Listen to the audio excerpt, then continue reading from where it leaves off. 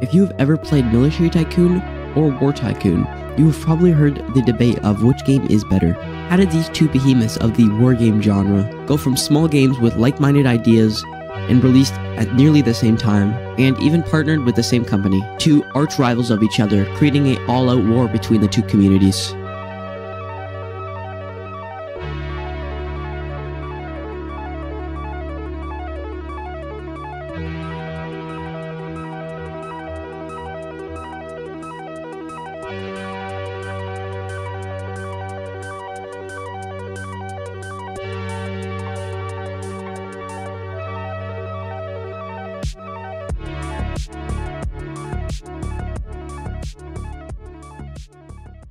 The year is 2021. This is the year that we see both of the releases of Military Tycoon and War Tycoon. Now, both games had very different growth. At the time that Military Tycoon had over 100 million visits with 21,000 people on it once, War Tycoon only had 25 million visits and 3,000 playing. I don't think it should come as a surprise why Military Tycoon's growth was so much faster than War Tycoon, because Military Tycoon's motto was to update the game as much as possible, but getting rid of some of the quality, while War Tycoon's motto was more of a realistic approach. And around early 2022, Military Tycoon was pumping out an update once every around 10 days on average, while War Tycoon was only making an update around once every month.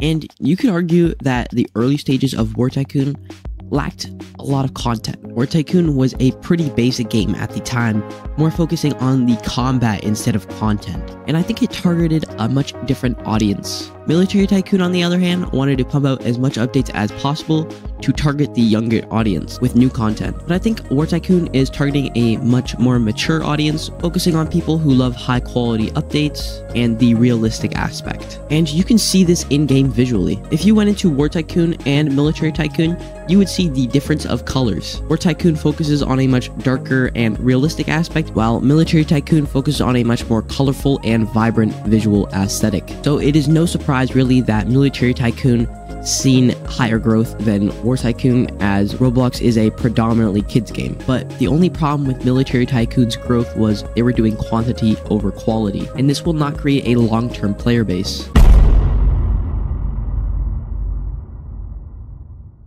With the influx of bugs and basically unplayable updates, many decided to make the change over to War Tycoon, and I think this did not go unnoticed by Gizmotech, because he released one of the craziest updates War Tycoon has ever seen, with a new map, new guns, and quality of life improvements. I think when the new map came out, I think that was the point where a lot of people from Military Tycoon started to move over to War Tycoon, and it shows. A few weeks after opening the new map, War Tycoon hit 50 million visits. It took War Tycoon almost a year to hit 25 million visits, and they just hit 50 million visits in around 4 months. Military Tycoon noticed the influx of War Tycoon players, and they tried to prevent this by adding a new fort along with some new weapons. But this update only created more problems. There was more glitches, and there was a lot of lag, causing the game to lose even more players. But War Tycoon, on the other end, is seeing new peaks it has never seen before.